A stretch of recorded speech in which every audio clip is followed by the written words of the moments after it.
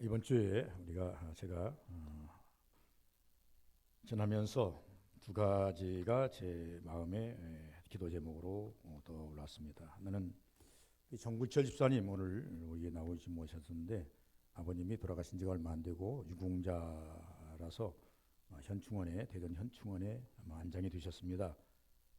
현충에서 내일이 현충일이지만 오늘 이제 내방해라라고 하는 명령이 있어서 가족들이 가는 바람에 예배 참석할 수가 없게 됐다고 통보가 왔습니다. 그러면서 지난번에 전화를 하면서 저는 많이 아버지에게 감사합니다 라고 이야기를 합니다. 이유가 무엇인고 하니까 다른 게 아니라 자기 아버님이 90이 넘어서 100살이 다 되셨는데 돌아가시기 직전에 아주 이제 그 폐가 아주 안 좋아서 여러 가지로 지표가 폐에게 암까지 도달했던 것 같아요. 그러다 보니까 의사가 명령을 하는 것 같아요. 모든 가족들은 전부 다 아마 그 폐 사진 한번 찍어 보십시오 라고 해서 모든 가족들이 자녀들이 폐 사진을 다 찍은 것 같아요. 찍었는데 의사가 와서 정밀 검사를 좀 받아봐야 되겠다. 그래서 서울 이제 그 삼성병원에 가가지고 하루 이틀 3일 동안인가요? 이제 정밀 검사를 전부 다 받았대는 거예요. 할 수 있는 모든 검사를 다 받았는데 모든 검사를 받으면서 야 이것은 정상이고 마지막에 조직 검사를 받읍시다라고 하면서 크게 힘들 것은 아니겠지만 그러나 문제는 있긴 있습니다.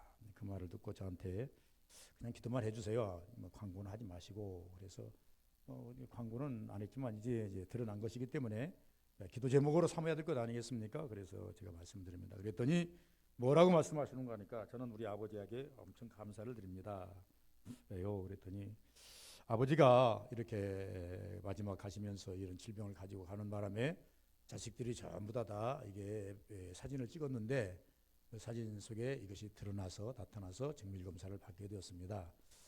목요일날 아마 이번에 올라가셔서 정밀검사 받은 것에 대해서 결과지를 받는다고 올라가시더라고요. 올라가셔서 메시지가 오고 전화가 와서 참만 감사합니다. 그래요. 왜 그럽니까? 그랬더니 아주 초기도 수술은 해야 되는데 초기도 아주 초기. 의사가 말하기를 진짜 이것은 운 중에 복 중에 복이다. 이렇게 발견할 수가 없다. 막 시작하는 단계다. 그러니 수술은 해야 되겠지만 어떤 방법으로 수술할지 모르지만 수술은 해야 되겠지만 참 대단한 것이다. 라고 의사가 이야기를 한다고 그래요. 그러면서 자기가 폐가 암이 온 것에 대해서 하나님께 원망하거나 그런 게 아니라 다행이다. 더 나아가서 아버지에게 참 하늘에 계시는 아버지께 감사를 드린다. 아버지가 이 병을 가지고 마지막에 가시면서 그분 살 만큼 사셨지 않습니까? 90살, 100살이 더 됐으니까 가시면서 자식들에게 너희들도 살펴보라고 하는 메시지를 주어서 본의 아니게 그렇지 않았다면 살펴보지 않을 텐데 그 살펴보는 과정 속에 이것이 드러나서 빨리 수술하게 됐다 이렇게 이야기를 해요. 그래서 참 감사합니다. 기도하랍니다. 다음 주쯤 올라가서 또 이제 전체적으로 언제 수술을 하고 어떻게 수술해야 할 것인가 모든 그 내용을 가지고 이야기한다 그래요. 올라가셔서 잘 한번 상의해 보십시오라고 기도를 하랍니다 하고 이렇게 배신했습니다. 새벽에도 지난번에 이야기했습니다만은 지난 수요일 오후에 제가 대안에 있었는데 메시지가 하나 도착을 했어요. 우리 한양 아파트에 사시면서 김은실 우리 집사님 등록은 하지 않았지만 등록교인 이상으로 열심히 교회 자녀들까지 헌금도 11주도 다 드리면서 열심히 같이 신앙생활 하셨던 분이에요. 그 남편이 그렇게 서부교회가 좋으면 등록하고 다니지 그러냐 할 만큼 우리 서부교회에 대해서 많은 애착을 가지고 초창기 때부터 교회 처음에 세웠을 때부터 저쪽 만성동으로 이사를 딸이 시집을 가가지고 보니까 딸만 되시더라고요. 딸이 시집을 가가지고 애기도 낳고 하니까 집 큰 데로 이사 가가지고 케어를 하려고 이사를 가면서 멀으니까 더 이상 올 수가 없습니다. 이렇게 하고 그리 갔어요. 그러면서도 계속 교류는 됐습니다만은 메시지가 들어왔어요. 그것이 남편 되신 분이 세상을 떠나셨다. 그래서 우리 교회 등록교인도 아니고 우리 교인 외에 이제 다니는 것도 아니고 하기 때문에 또 옛날에 많이 다닌 그런 연력이 있어서 제가 이제 우리 사모하고 수요일 날 예배 끝나고 금상 장례식장이 있다고 바로 가까운 데 있다고 그래서 갔어요. 가서 이제 문상을 했더니 이제 딸들이 쪼르륵 나와요. 어머니는 보이잖아요. 그랬더니 나 지금 당 가야 되겠다 그랬더니 아니 뭐 식사는 하고 왔다 그랬더니 음료수라도 떡이라도 들고 떡도 먹었다.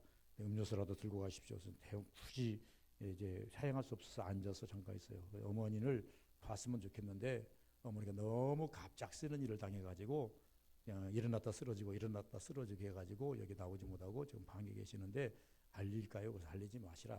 나중에 뭐좀 좋겠다. 그렇게 하고 이야기를 들었어요. 그랬더니 그 막내딸 간호사가 있습니다. 네 앞에 앉아가지고 말합니다. 목사님, 71세에 돌아가셨더라고요. 어째 돌아가셨냐 그랬더니 그 간암으로 세상을 뜨셨는데 간암으로 세상이 발견됐는데 크지는 않았다는 거예요. 자기도 간호사기 때문에 아는데 그 정도면 좀 한 10년도 살기도 하고 5년도 살기도 하는데 간암으로 해가지고 가서 수술을 하고 항암 치료하고 그다음에 뇌저 치료해서 잘 됐다고 했다는 거예요.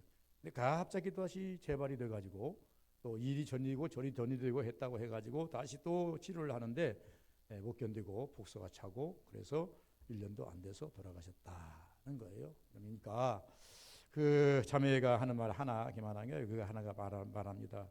목사님, 내가 하나님을 원망은 하진 않아요. 신앙은 바로 들어갔더라고요. 하나님 원망은 하지 않아요. 그런데요 이해할 수 없어요. 다른 사람도 예수 안 믿는 사람도 이 정도 병에 걸리면 적어도 우리 아버지 정도 된다고 한다면 10년은 등이 사시던데 근데 1년도 안 돼서 하나님 재발해서 하나님이 불러가 버리시니 내가 하나님 믿는 사람은 하나님은 원망은 안 해요. 그런데 도저히 이해가 안 돼요. 도저히 이해가 안 돼요. 앞에 앉아가지고 그냥 울먹울먹하면서 이해가 안 돼요 하는데 목사로서 이루할 말이 어디가 있을까요? 참 담담합니다. 그러게. 그래서 제가 목사가 할 수 있는 말이란 건 이 말밖에 없어요. 하나님이 하시는 일. 다 이해할 수 없으니 믿고 살자. 그리고 오늘 당장은 이해가 되지 않아도 시간이 지나면 퍼즐이 하나씩 맞춰지듯이 하나님께서 일깨워주는 퍼즐이 있을 것이다. 그 퍼즐 하나씩 맞춰가다 보면 이렇구나라고 하는 것을 하나님이 하시는 일에 지금에 대해서는 모르지만 훗날에 대해서는 믿음으로 그것을 받아들일 수 있는 단계가 올 것인데 하루아침은 당장 되지는 않지만 한꺼번에 모든 것을 다 알려주지는 않으시겠지만 하나씩 퍼즐이 맞춰가는 것을 추적해가면 되겠다라고 생각합니다. 우리 인생이 길면 길고 짧다면 짧다고 말합니다. 시편서는 말합니다. 인생이 길면 80이고 그렇지 않으면 70이라도 이 땅에 사는 것은 수고와 고생뿐이라고 말합니다. 이 수고와 고생이라고 하는 단어 속에 인생이 당해야 할 역경과 우리가 이해할 수 없는 일들이 수없이 파도처럼 밀려온다고 하는 것입니다. 이 파도를 잘 타고 넘어간 배는 자기가 원하는 항구에 도달하지만 그러나 이 파도를 제대로 타지 못한 배는 중간에 자치되거나 다시 돌아올 수밖에 없는 것이 배의 생리입니다. 배는 한 시간도 파도와 싸우지 않고 평온을 달릴 수는 없는 것입니다. 우리 인생이 이 땅에 살아가면서 평탄한 길을 원하나 편한 길을 원하나 절대 편할 수가 없다고 하는 것입니다. 파도가 올 때 그것을 어떻게 넘어가느냐, 큰 파도 적은 파도가 올 때 우리는 그것을 어떻게 극복하느냐, 이것은 우리에게 전적으로 주어진 삶이라고 하는 것입니다. 그러나 제가 말하기는 이렇게 말합니다. 우리 서부교인들은 적어도 이런 역경과 그런 수당이 올 때에 하나하나를 믿음으로 잘 넘으시기를 바랍니다. 하나님이 하시는 일 이해가 되지 않거든 오늘은 그냥 묻어두시고 먼 훗날 그것이 하나님이 알려주실 때에 하나님이 이렇게 하셨구나라고 믿고 나가시면 은혜가 되고 힘이 될 줄 믿습니다. 오늘 본문 속에 보시면 우리가 이런 제목에 말씀하신 것처럼 시편 23편 우리가 너무나도 잘 아는 말씀입니다. 설교를 한두 번쯤 했습니다마는 그래서 여호와 나의 목자라고 하는 제목으로 간략하게 잡았습니다. 여호와 나의 목자이시면이라는 설교도 제가 했습니다. 여러분 이 서현수가 목자 여러분의 목자가 아니라 저도 여호와 하나님이 나의 목자이십니다. 이 땅에 내가 여호와를 알고 하나님께 가는 순간까지 하나님의 도움 없이는 도저히 천국에 도달할 수가 없는 것입니다. 그래서 다윗은 말합니다. 여호와는 나의 목자시다.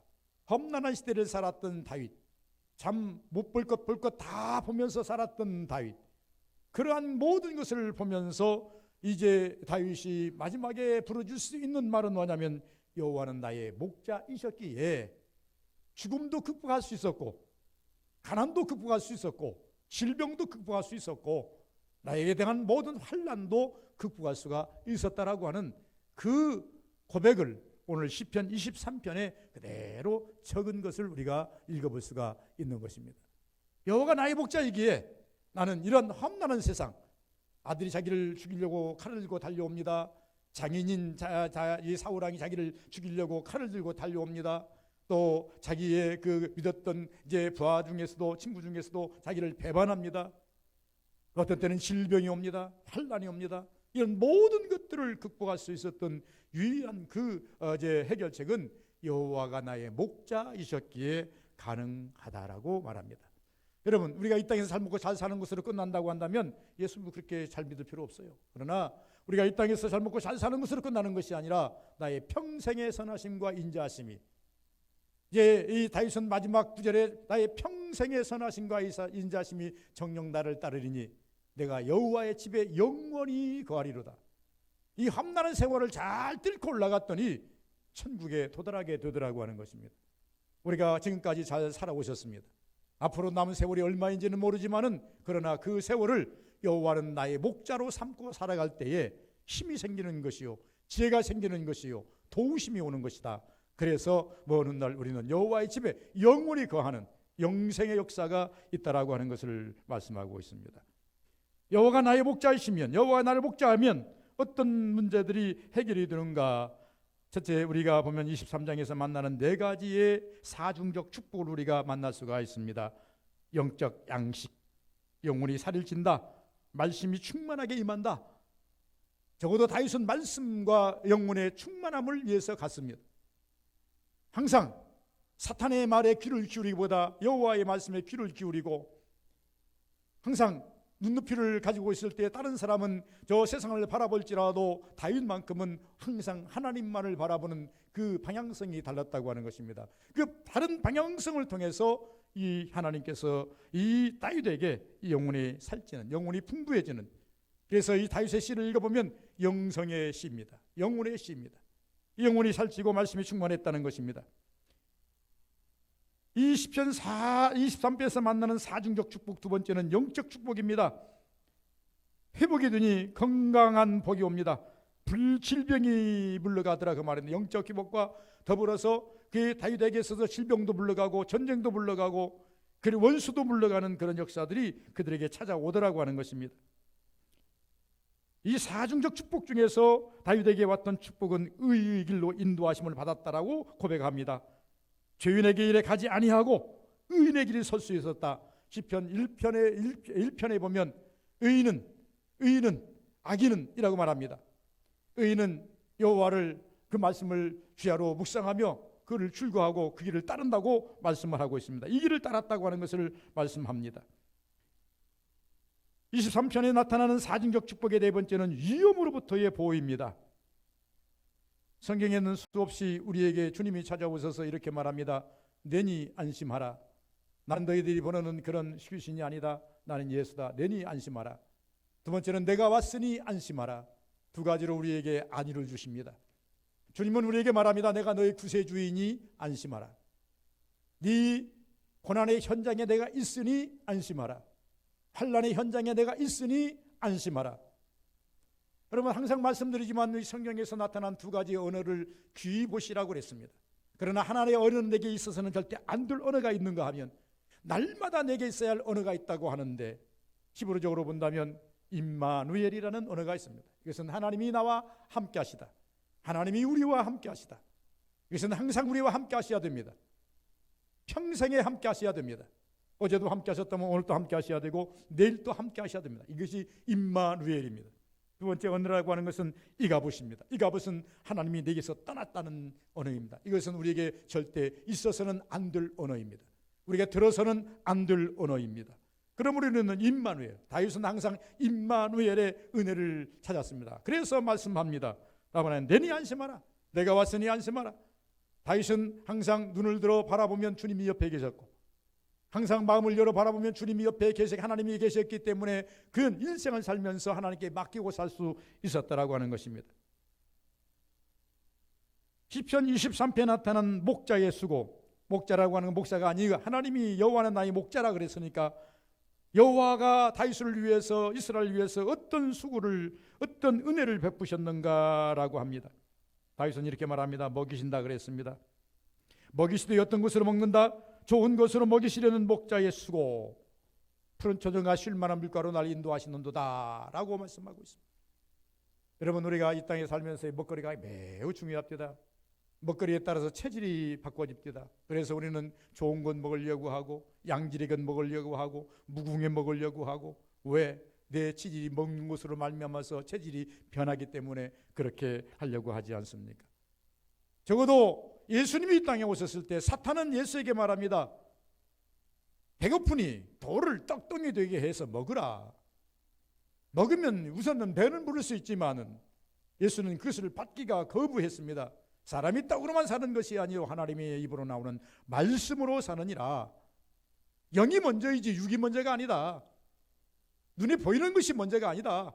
눈에 보이지 않는 실존, 눈에 보이지 않는다고 해서 이제 실존이 아닌 건 아니지 않습니까? 눈에 보이지 않는다고 해서 우리가 거부할 수 없는 실존, 하나님을 우리가 두렵게 생각하고 하나님의 은혜를 받아야 사는 것이다. 그래서 여호와는 항상 나를 좋은 것으로 먹이시고 은혜로 나를 덧입혀 주셨다고 고백합니다. 시편 23편에서 만나는 목자의 수고는 어떤 수고가 있습니까? 그리고 어떤 은혜를 베풀었습니까? 쉬게 하신다고 말합니다. 오늘 우리 영적으로 말합니다. 내가 져야 할 십자가를 대신 지시고 나를 쉬게 하시는 예수님. 그래서 마태복음 11장 28절, 11장 28절에 보면 뭐라고 말합니까? 수고하고 무거운 짐진 자들아 다 내게로 오라. 내가 너희를 쉬게 하리라. 이것이 신약에만 있는 것이 아니고 오늘만 있는 것이 아니라 이미 구약에도 다윗을 향해서 주님께서, 하나님께서 그에게 무엇을 주셨습니까? 쉬게 하신다. 이렇게 설명을 합니다. 시편 23편에서 만나는 목자의 수고와 은혜는 세 번째 인도하신다고 말합니다. 어떠한 길이라도 앞서 인도하시는 목자의 모습입니다. 여러분, 우리가 팔레스타인 고원이나 이스라엘 고원에서 목자들이요 두 가지입니다. 여행을 하면서 보니까 목자들이 가는 것이 하나는 앞서가는 목자가 있고 뒤에 따라가는 목자가 있습니다. 사람이기 때문에 앞서가는 목자는 왜 앞서갑니까? 길을 인도해야 되기 때문에 앞서가고 혼자를 못 몹니다.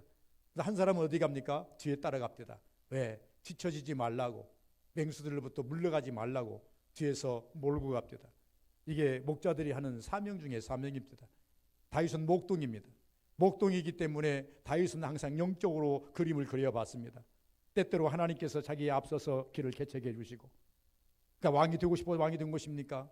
이끌어 주시고, 승리할 수 있는 여건이기 때문에 승리했습니까? 앞서 갔기 때문에 그렇습니다. 그렇다고 해서 주님께서 뒤를 열어놨습니까? 아닙니다. 뒤도 지켜주시더라 그 말입니다. 그래서 다윗은 고백하기를 그 여호와는 나를 인도하신다. 물가로 그리고 푸른 초장으로 나를 인도하신다. 그 모습을 보았다. 우리 또한 그 모습을 봐야 됩니다. 우리는 적어도 서부교인들은 영적 신앙을 한다고 하는 우리가 적어도 주님이 앞선 모습을 보지 못한다고 한다면 여러분 방황할 것입니다. 주님이 뒤에 서 있는 모습을 보지 못한다면 불안할 것입니다. 여러분, 오늘 또 예수 믿는 여러분이 마음이 불안합니까? 무엇 때문에 불안을 느낍니까? 그것은 여호와를 바라보지 못했기 때문입니다.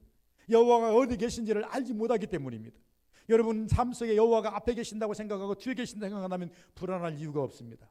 그런 나를 지키시는 자요, 그런 나를 보호하는 자이시기 때문에 그렇게 우리는 이제 안심해도 된다는 것입니다.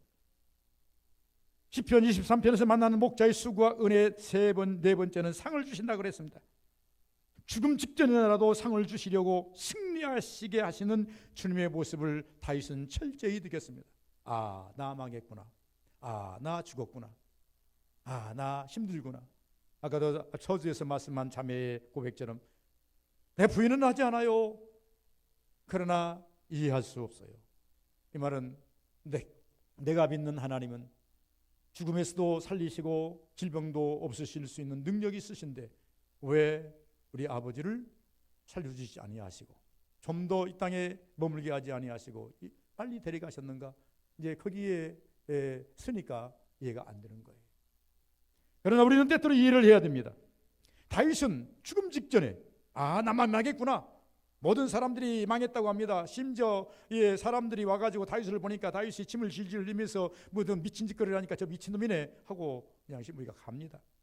이 정도로 다윗은 처절하게 망했던 사람이 그리함에도 불구하고 그런 다윗을 죄를 지어서 그가 기도하고 회개했지만 그러나 그런 다윗임에도 불구하고 하나님께서는 상을 준비하셨다라고 하는, 제가 처음 말씀드린 것처럼 끝까지 영원성, 다시 말하면 이제 23편에 만나는 목자의 수고와 은혜는 끝까지 함께 하신다 말씀합니다. 여호와의 집에 영원히라는 말을 씁니다. 여러분, 감히 우리가 함부로 영원이라는 말을 쓸 수 있습니까? 그러나 다윗은 영원이라는 말을 맞습니다. 적어도 성도들이 이 땅에 신앙생활하면서 영원이라는 말을, 영원성을 자꾸 이야기할 수 있는 신앙이라고 한다면 적어도 엄청 열린 신앙입니다. 영원성을 이야기하는 신앙은요, 적어도 영혼을 위해서, 영혼의 때를 위해서 달려가는 사람이고, 영원성을 이야기하는 사람은 천국을 사모하는 신앙이고, 영원성을 이야기하는 사람은요, 하나님의 그 놀라운 신비의 세계를 이해한 사람이요, 믿는 사람이라고 말하는 것입니다. 세 번째 마지막, 여호와를 만난 자의 축복이 어떤 축복입니까? 오늘 23편에 만나는 여호와의 만난 자의 축복은 부족함이 없다라고 말합니다. 영적 부족은 지옥입니다. 영적 부족은 지옥이에요. 육체적 부족은 고통입니다. 그런데 반대로 영적 만족은 천국입니다. 육적 만족은 평안입니다. 여러분 지금 어디에 서 있습니까? 적어도 우리가 영적 부족 앞에 서 있습니까? 돌이켜야 됩니다. 여호와는 나의 목자를 삼아야 됩니다. 여호와의 나의 목자인 것을 찾아야 됩니다. 하나님은 어디 계시뇨? 엘리사가 찾았던 것처럼 엘리야의 하나님은 어디 계시뇨? 한 것처럼 우리가 여호와를 찾아야 됩니다. 저도 육적 고통이 우리 앞에 있습니까? 주님, 이 현장에 오셔서, 나의 삶에 오셔서 나를 고쳐 주옵소서라고 기도하셔야 됩니다. 제가 이렇게 생각합니다. 저는 전에 신앙생활을 할 때 기도하면 만사 형통으로 생각했습니다. 모든 것이 기도하기만 하면 된다. 때때로 그런 경우도 없지 않아 있습니다. 어떤 때는 생각만 해도 하나님께서 이렇게 했으면 좋겠다, 생각만 해도 이루어 주시더라고요. 하나님 좋으신 하나님, 얼마나 좋으신 하나님인지 뭐. 그리고 철저하게 기도해도 응답이 없어요. 그래서 철저하게 깨달은 신앙이 있습니다. 신앙을 3단으로 내가 논했습니다. 제 나름대로 논한 것입니다. 그래, 이제 막 신앙이 튼 신앙, 성장하는 신앙. 성장만 해서 되겠습니까? 두 번째는요, 꽃 피는 신앙. 꽃만 피워서 되겠습니까? 열매로 가는 신앙이에요. 하나님이 원하는 신앙은 열매의 신앙입니다. 여러분 척도를 한번 생각해 보십시오. 내가 막 이제 주 앞에 나와서 막 성장 과정에 있습니까? 꽃신앙입니까? 꽃신앙은 화려한 신앙이에요. 사람들이 보면 저분 신앙 좋아, 열심 좋아, 저분 좋아. 그런데 언제 시들지 몰라요. 어느 날 보니까 그렇게 좋은 신앙을 어디 까먹었니? 다 까먹어버려.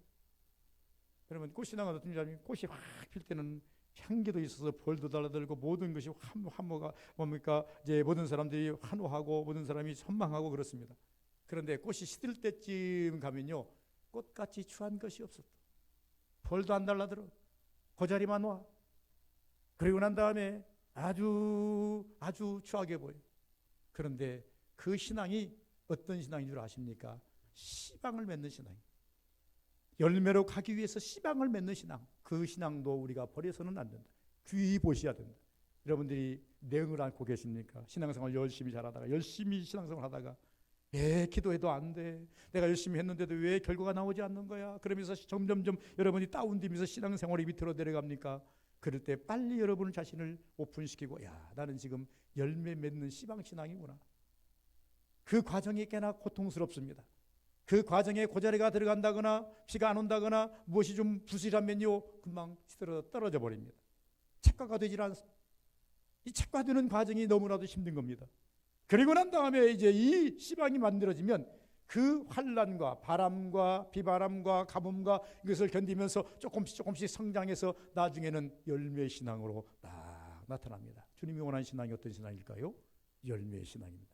주님이 원하는 신앙은 꽃신앙이 아니에요. 마냥 성장하는 신앙이 아니에요. 주님이 원하는 신앙은 여러분을 통해서 기도의 열매를 따기를 원하고, 전도의 열매를 따기를 원하고, 충성의 열매를 따기를 원하고, 이런 열매의 신앙을 원하고 계신다는 것입니다. 그러므로 여러분들은 많은 열매를 하나님께 보여드려야 할 사명이 있다. 주여, 나의 기도의 결과물입니다. 내가 열심히 신앙생활에서 하나님께 얻어진 결과물입니다. 다시 하나님께 돌려드리는, 다시 하나님께 보여드리는 그러한 신앙을 가져야 그게 완전한 신앙이다 라고 말씀합니다. 여러분, 시편 23편에서 만나는 여호와의 만난 자의 복은 어떤 복입니까? 쉴만한 물가라고 그랬습니다. 쉼이 있다는 것입니다. 죄 문제 해결되자 영안이 쉼이 옵니다. 예수께서 말씀다 수고하고 무거운 짐진 자 다 내게로 오라, 내가 너희를 쉬게 하라. 그것은 단지 육신의 짐을 말하는 것이 아닙니다. 인간이 고통에서 오는 짐도 말할 수 있겠으나 더 예수께서 말씀하시는 짐은 그런 죄의 짐입니다. 모든 사람들이, 제가 전도사 때 아이들에게 시청각 교육을 하면서 그림 하나 그려가지고 시청각을 했습니다. 한 청년이 길을 갑니다. 그런데 뒤에도 짐을 지고 앞에도 짐을 지고 갑니다. 그래가지고 이 사람은요, 걸어갈 때도 무겁습니다. 걸어가면 뒤에 짐이 무거움을 느끼면, 누워있으면요 앞에 있는 짐이 배를 누릅니다. 이것이 쉼이 없는 삶입니다. 여러분, 우리가 살아가는 하루 가정 속에 눈 떴는데 하루를 살면서 고민했는데 잠자리에 누웠는데 고민이 해결되지 않아가지고 또 다른 고민이, 제2의 고민이 시작이 됩니다. 이게 수고하고 무거운 짐진 자의 모습입니다. 더더군다나 우리가 죄를 지면, 우리가 하나님 앞에서 바르게 살지 못하면 이런 것들이 우리를 누릅니다. 예수께서는 말씀하십니다. 다 오라는 것입니다. 오늘 시편 23편은 말합니다. 쉴만한 문과, 죄 문제가 해결되니 영적인 쉼이 있더라는, 육적인 문제가 해결되니 평안의 복이 있더라고 하는 것을 말씀하고 있습니다. 세 번째는 소생의 복이라고 말합니다. 모든 삶에 갈망이 살아납니다. 잊어져가는 영혼에 대한 갈망이 살아납니다. 열심히 살아납니다. 감사가 살아납니다. 하나님께서 다윗을 일으키신 이유는 무엇입니까? 다윗이 마지막 죽을 때 보니까 정말로 그런 믿음으로 살았다. 그리고 믿음의 지향성을 자기만이 아니라 자식들까지 이어주고 싶은 욕심이 있었다. 그래서 이런 기상이 보니까 다윗이 죽을 즈음에 자기 아들 솔로몬을 불러서 일어나지 못하면서, 솔로몬아, 내가 너를 일어나서 네 머리에 안수하고 내가 기도해야 되겠는데 내가 일어날 수가 없구나. 그러니 너는 네 손을 내 허리 밑에 넣어라. 그리고 내가 기도할 터이니 잘 들어라. 너는 심서 대장부가 되라. 이 땅에서 싸움 잘하는 자가 되라는 것이 아닙니다. 칼 잘 쓰는 자가 되라는 것이 아닙니다. 너는 심서 믿음의 대장부가 되라. 믿음의 큰 자가 되라. 그러면 하나님께서 너를 도우실 것인데, 나를 도우신 것처럼 네 대를 통해서 계속 왕이 나올 것이고 네 나라를 누구도 침범하지 못할 것이니 너는 심서 믿음의 대장부가 되라. 여러분, 우리가 말하는 것이 무엇입니까? 살아나야 됩니다. 소생의 복입니다. 여호와를 만난 자의 복 중에 축복은 네 번째는 막대기와 지팡이의 복이 있다라고 말합니다. 여러분, 우리가 볼 때 막대기와 지팡이는 하찮은 것 같이 생각할지 모르지만 성경에서는 목자들에게 있어서는, 양에게 있어서는 유용한, 제일로 유용한 그것이 막대기입니다. 다시 말하면 안위해 주심, 만져주심의 복이 있다는 것입니다. 안위하고 만져주심의 복이. 그럼 세상에서 의로가 어떤 의로가 제일 큽니까? 아내의 의로, 남편의 의로, 자식의 의로, 부모의 의로, 친구의 의로? 일시적인 것에 지나지 않습니다. 그냥 단위적입니다. 들을 때는 괜찮은데 큰 위로가 되지 않아요. 그러나 제 경험으로 볼 때에 평화로다 하늘 위에서 내려오네 그 사랑의 물결이 영원토록 내 영혼을 덮으소서. 바닷물 같아요. 또 오고 해야 완전한 치료가 되더라고요. 한 번 들어서 치유가 되는 것이 아니더라고요. 하나님께서 야, 현수에 염려하지 말아라, 이 한마디 들어가고 치유가 되는 것이 아니더라고요. 한마디 들어가지고 해결되는 것이 아니더라고요. 오늘 들었으면 내일 또 듣고 주여 감사합니다, 믿습니다. 그런데 오늘 또 여전히 아파요. 우리는 이렇게 가야 돼요. 그러면 또다시 위로가 옵니다. 염려하지 말라, 내가 너를 치료할 것인데 감사합니다, 하나님, 믿습니다. 그러고 났는데 또다시 내일 또 여전히 또 그 아픔이 계속 또 오고 있어요. 그러면 우리는 어떻게 해야 됩니까? 또다시 하나님께 기도해야 돼요. 하나님, 어저께도 아팠는데 오늘 또 계속 아파요. 내가 믿는데, 주님이 따서 주고 믿는데 계속 아파요. 그렇게 우리가 계속 주님의 평안이 완전히 내게 깃들기까지 싸웠더니 어느 순간에 다 없어졌어요. 하나님, 없어졌네요. 오, 하나님 내게서 사라졌네요. 그때 비로소 하나님이 이 문제를 해결해 주셨구나. 여호와의 지팡이 막대기가 날려 안위하시나이다. 투의 펜다가 아닙니다. 안위하시나이다. 먼 길로 가지 못하게, 곁길로 가지 못하게 살살살 쳐서 바른 길로 가게 만드신다는 것. 야, 그 길로 가면 위험해. 그 길로 가면 죽어. 그거는 먹을 것이 없어. 내가 원하는, 내가 가라는 길로 가야 돼. 일로 가면 저기 먹을 것이 많아. 이쪽으로 가면 저 물가가 있어. 목자의 눈은요 항상 멀리 바라봅니다. 하나님의 눈은요 여러분의 인생 멀리를 바라보고 항상 인도하시오.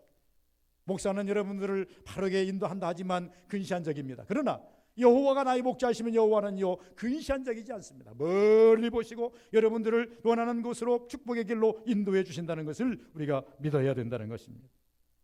안위의 복, 또 나가서 백미술로부터 보호받는 복이 있었다고 하는 것입니다.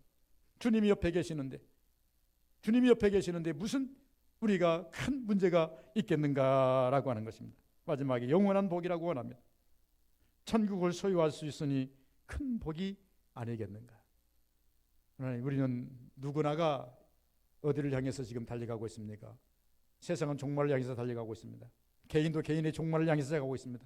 종말의 끝이 어디여야 됩니까? 종말의 끝이 어떻게 열려야 됩니까? 개인의 종말이든 우주적 종말이든 종말의 끝은 믿는 성도들에게 하늘이 열려야 됩니다. 천국이 열려야 됩니다. 그래서 다윗은 고백합니다. 내가 이 땅에 열심히 이렇게 살지만 내가 죽은 이후에 나를 위해서 천국이 예배되었고 영원한 안식할 집이 있고 영생의 복이 내게 있다. 누구를 목자로 삼는 자에게만이 오는 축복입니까? 여호와를 나의 목자로 삼는 자에게만 오는 축복입니다. 우리 서복인들은 여호와를 나의 목자이시니라고 하는 이 고백을 항상 할 수 있으시기를 주의 이름으로 축원을 드립니다. 거룩하신 아버지 감사합니다. 복되기를 원하고 은혜 되기를 원합니다. 이 시간도 하나님 주신 은혜가 넘치기를 원합니다. 우리 삶 속에 주신 은혜가 넘치기를 원합니다.